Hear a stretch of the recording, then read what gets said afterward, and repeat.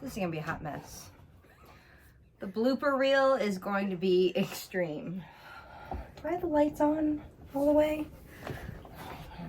Edit this out in case I moon someone. Anyway, we've been trying to start for 5 minutes. Welcome back, Natalie. Shit like that. Oh, sorry. I usually try to keep this pretty PG. But anyway. Just add 13 to it, you'll be okay. Yeah. I promise not to drop any F-bombs. Well, I can't promise. You can't promise that I won't. Okay, we'll start over there. We might have to. Okay, we'll just call that the dry run. Okay, well, I don't. Reminds me of that show people always talking about, what is it, Naked and Afraid, like putting people out there and they ain't got no clothes on. Yeah, what is up with that? Why do they have to be naked? This is not Adam and Eve. The only thing that I can keep thinking of is maybe burning something that shouldn't have fire real close to it. Trying to stay warm. Or, I told you wanted to have me on here. You know what's gonna happen. So is this episode gonna be called Naked and Afraid Knitting? Welcome to M1 Yarns and the Michigan Makers Podcast. I'm Jamie, the dyer behind M1Yarns.com. And if you're new here, this is a mostly knitting podcast where I try on occasion to have some other makers along for the ride. I'm gonna get you to crochet. I do crochet. I mean, I don't like regularly. I do prefer Tunisian crochet. Okay, I'll take that.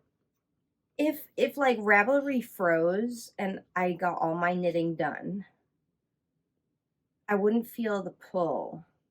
I'll say that. But anyway, let's say who you are. I'm Natalie. Detroit Nuts. Welcome back. Not welcome back. Because you've been here before. It's been a minute. A long time. Long time. You've been on like the Rhinebeck reel a couple times. Probably doing something crazy. Guaranteed. Definitely there was the yarn dance clip. I remember that one. Was it me dancing with the yarn or you? Oh, me. It was you. Oh, that was this. Was that the CC's? That was the yarn I got for this sweater. Okay. I thought there was a yarn baby dance. It might have been. It might. We have a lot of fun at Rhinebeck. Yes. Yeah. It's kind of dangerous. So if you're going to Rhinebeck this year, we do aim to please ourselves and no one else. And if we have fun with others along the way, that's great. Exactly. Yep. So, for those that don't know Natalie, you are Michigan-based, and you're a Tunisian crochet designer extraordinaire. And crochet. And a teacher. Yes.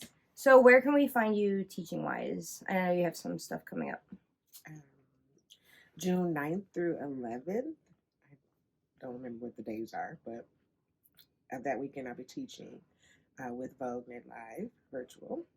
So anyone, anywhere can do it? Yes. Very cool. And the great part is that this time the classes will be recorded. So if you Yay. can't make it, there's a live. You can watch it for 2 weeks after. So that's awesome. That's cool.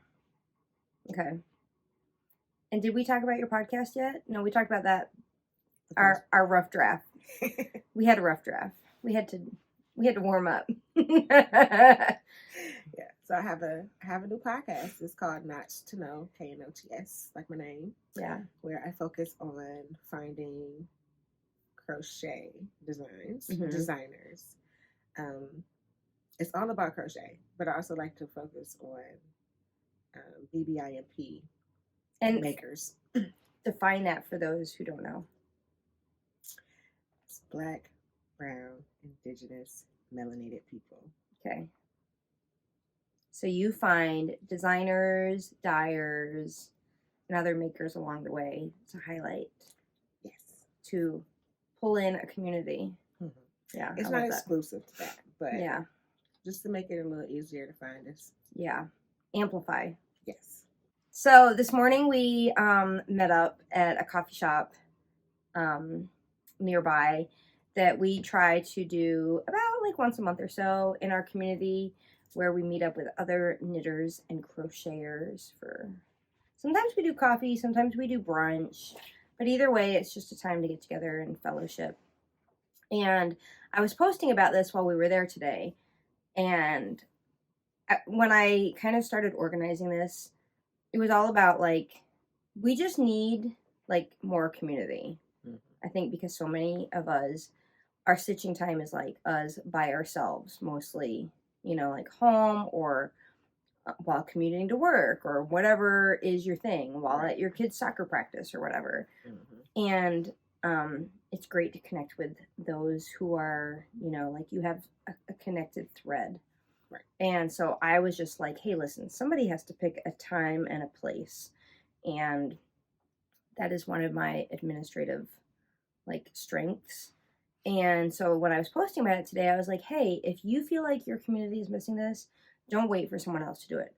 Just pick a coffee shop, throw out a date, put it on Instagram, hashtag it. Like for me, I put like Detroit knitters, Detroit crocheters, you know, like Detroit fiber folks or whatever.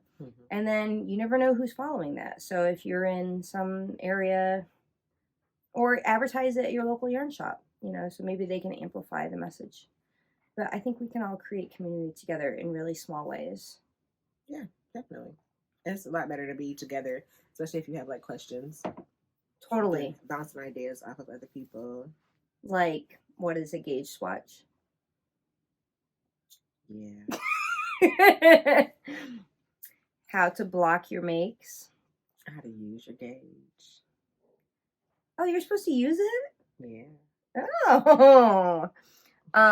Okay, so if y'all didn't know, Natalie and I go way back, and I do consider you a BFF. And the thing I love that, you know how like every friendship brings like certain gifts along the way? I think one gift that I love you for is that you made me realize that frogging can be tear-free. Yeah. Because like you see so many people all like, oh my gosh, I have to rip this whole thing out. You have a very calming presence, and I see you rip out your stuff all the time, and you're very relaxed about it. And I was like, okay, you have taken the stress out of it. It doesn't have to be a production. It doesn't have to be a pity party. Just move on. You have to reframe it. Like you get to work with the yarn again. Yeah. You get to watch the stitches form again. And you learn something. So whatever mistake you made before, after taking it apart, I guarantee you won't make it again. Yep. And then in the end, you have something that you actually love and will use or wear versus shoving it in the back of a closet. That's true. Yeah. I'm definitely moving towards things that I want to get lots of use out of instead of just like the occasional. I want more staple pieces, I think is a better way of saying it. Yeah, I wear everything that I make. So that's a good segue. Tell me what you're wearing. Oh, I am wearing the Camino pullover by A.K. Lori Designs. It's not my design. It's my friend Lori's. It is awesome. I love it. It's a great fit. It's an Asian crochet. It is. And I love the difference in like you've got one fabric and texture here. And then a complementing on the torso.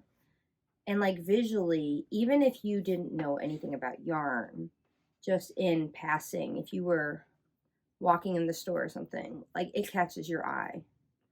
She did an awesome job designing this. When she first posted it, I was like, I'm gonna test that. Yeah, that's super cool. I need that. Love it. So what are you working on these days? I know you're designing. Yeah, I'm getting, well, I've always been designing. I'm gonna put you on the spot. I know, right? I've been designing the entire time. I just took a break off from writing patterns and just making things. I overdid it the year before. Okay. I did way too much. And so I took all of last year and just made things, and it made me happy. Yeah. And now it's like I kind of want to make some money again. So. Well, if you've got a whole bunch of creativity that's ready to be launched, or potentially, because during that time of just making, I didn't write anything down. So I have to make new samples, or at least start them, so that they can become patterns. Not everything is going to be a pattern. It's not going to. But yeah, I'm moving forward, making some designs into patterns. So you tend to design not little things like sweaters and shawls, Yes. right? Would you say that that's like your forte? Yeah. So what kind of goals do you have for yourself for like the next couple years in the design process? I don't know if I necessarily have any like forward-reaching goals. I just want to keep designing. Yeah, just keep letting that joy. Because I design for myself, so I figure out something that I want. I make it. I write down the instructions. Other people make it if they like it. What has been like the most frustrating thing that you've come across in the design process? Oh, in the process? Or something related to just designing, period. No, nothing in the process. I love the process.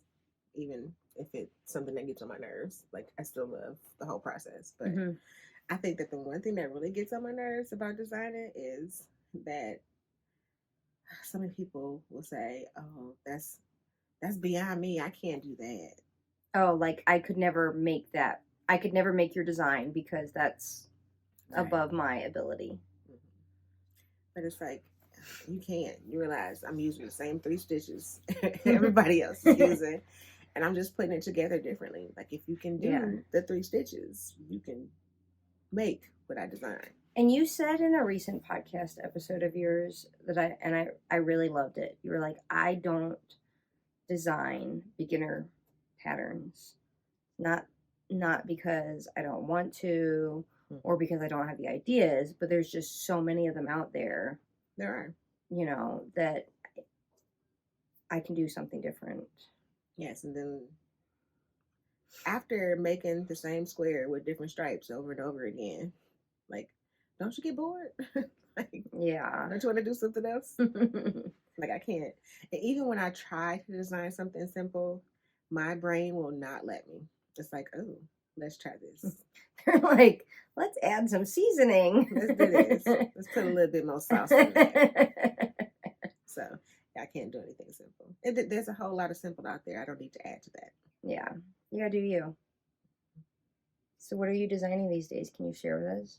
Or what are you making? Okay, so I did bring it. Because it'll probably be frogs. I already did it once. This is actually the second start of this. I had this on my Instagram page, and it's all rolling up. It has no name, of course, because I never start with a name. But it's Teddy's Crochet in the round, a round yoke design that I'm starting. Okay. And the first time I did it, I started it with the plan to put the short rows at the bottom of the yoke. Okay. Which I did. And then I separated for sleeves, and I tried it on, and I was like, I don't like this. I need a little more room, some more increases. So I was like, well, since I'm about to do that, I might as well just start over and put the short rows at the top of the neck in the back. So that's what I did. Okay. And let's hold this close to the camera so they can celebrate the beauty. What is the yarn?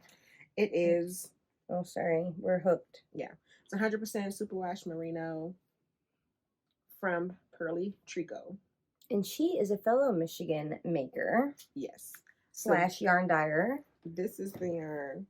Her name is Tasia. So this is the yarn that Tasia brought to Stitch Up. Awesome. Tasting. And it is Rose Latte and Garnet. Oh, I love those names. Yeah. She captured the essence beautifully. Yeah. So when I saw them on the table, I put them together. So this idea started from the table. Okay. And I was like, these two together? Yeah. They need to go together. And she was like, I've never thought about putting those two together. I was like, okay, well, I'm going to do it. I need these two colors. Thank you. So do you think a lot of your designs are like born from the color out or from the structure, and then you just happen to stumble across some color that like will work? Nope. It's the color. I am highly color motivated. Interesting. So usually when I see the colors, and then I see what it is going to be, or what it sort of telling me it wants to be. Very cool. So I'm actually teaching a Learn to Dye yarn workshop this week, and the attendees are supposed to tell me like basically what their favorite colors are. So for example, someone said jewel tones, reds, blues, purples. And then I'll take that and work with like dye elements. And then I'll think, okay, how can we, it's like cooking, you know, how can we take these ingredients and make, let's call it a casserole of color, you know, whether it's going to be how you apply it or what strengths in the color values to play off one another. And I love doing that to like make individual, like unique creations that will speak to each person. Yeah. Love it. I'm going to leave the yarn dyeing to you. So you'd never want to try it? No, it's going to look like mud. I'm good. I would never let you create mud. I don't want no doo-doo color yarn. What's wrong with brown yarn? No, brown is fine. Oh. I'm talking like sick. Oh. Like sick. Yeah, that's not cute. That's not, no, it's not cute. But that's not my thing. I'll leave it to you, and then I will just buy it. That works. I think it's fun though. Like it's like art class. I feel like yarn dyeing is very much like Jackson Pollock painting. Yeah, I can see that. Like, or Bob Ross. Like, let's add some little trees over here. Happy little trees. Happy little trees. Yeah, yes. That's cool. But I take your art and I turn it into different art. And that's a really good point. We were talking about this at coffee today because like some people think that like every skein in a colorway should be exactly the same, whether it's like in the same dye batch or not. And I'm like, every skein itself is a work of art. That would be boring anyway. Yeah. So we need to amplify the embracing of the art. Well, that's kind of why I also made the blank bags. Talk about that. It's the sock blanks that are hand dyed are art, and I love them. And to preserve that art, I made them as bags. Sewn project bags. Okay, and you sell them on your Etsy. Yes, which I will link below. Which I need to update. And I'll also, if I always forget to talk about my show notes, but everything is linked below. Natalie's Instagram, her podcast, her Etsy. So the sales slowed down on them. So I was like, well, if somebody asked me for one, then maybe I'll make one. I don't know if I'm gonna do batches of them. Okay. But there's still some left in the shop. So you like sewing as well? Yes. Actually, that is the first craft I learned. Really? Okay, so me and home ec sewing class in 6th grade. Okay, I like to cook now. 6th grade Jamie was like, I don't need to cook or sew because I'm going to be a modern woman.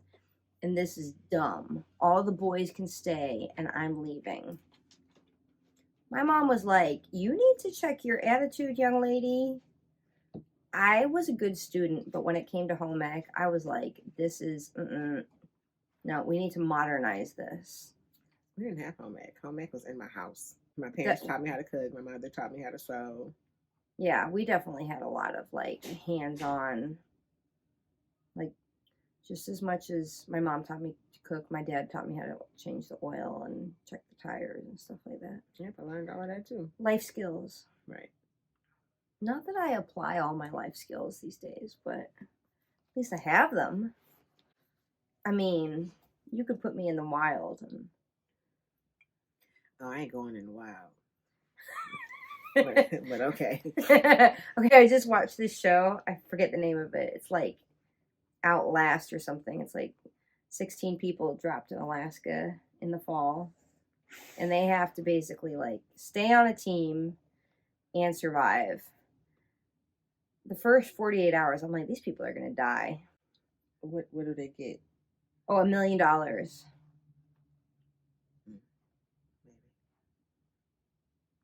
No, I'm straight. Got eat bugs? They didn't eat that many bugs. They ate berries and mussels and crab for like the first 10 days straight. I can get down with the crab. Like one guy said he lost like 20 pounds in the first week.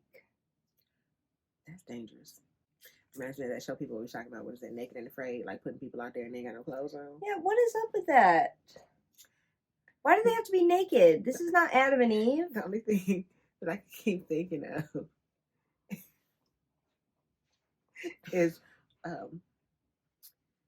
maybe burning something that shouldn't have fire real close to it. Trying to stay warm. Or, what you working on? I am okay. Well, you know how you're always teasing me that I love color work. Mm-hmm. Well, I know it's spring, but I decided to make some color work mitts, and actually, this was a really fun palette cleanser. All my jewelry's snagging. These are the October mitts, and I really love the palm. That like I don't know if you call it texture. Yeah, so I think I'm gonna take these to Rhinebeck in case it's cold. Okay. So I got one done, and then I'll knit the other one over the course of the summer. So that's actually gonna become a kit in the shop at some point. You gonna put some colors in there? No, these are neutrals. Okay. I know. Actually, I've been getting a lot of requests for more browns and neutrals. Okay. We'll return to the colors. Speaking of color, though, I'm knitting the, what's this called? I can never remember. Rad Plaid Cowl, Andrew Mary. And this is 3 strands. One strand of Surrey, 1 strand of fingering weight, and 1 strand of hand spun. Poke your eyeball out. And this is a kit in the shop. And it's actually like, it looks kind of busy, but it's really mindless knitting. But I gotta start planning and making my Rhinebeck stuff soon. You always have this ridiculously long list of ambitious projects. I know, but I do come through. You do. I think it's like the one time a year where I have like some real self-imposed deadlines. Maybe it's good for me, maybe not. It sounds stressful. I don't like it. Yeah. But this year I think I'm gonna go steeked cardigan heavy because it's easy layering. So like no matter what the temperature is, I could wear like a cardigan with a tank top, a cardigan with a t-shirt, a cardigan with a long sleeve shirt.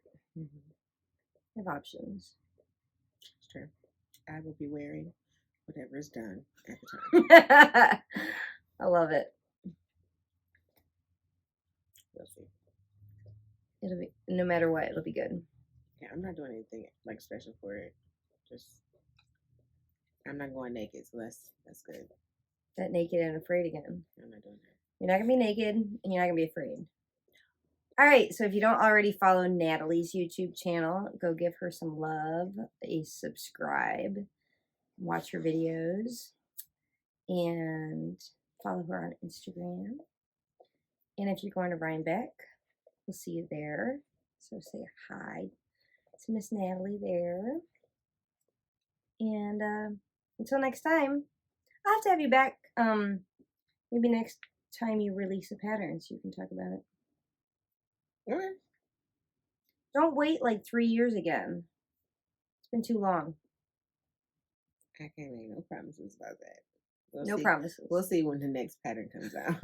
Just don't be naked and afraid. You should name this episode Naked and Afraid. I think I will. And I'll lead with that. All right, y'all. We'll see you next time. Bye.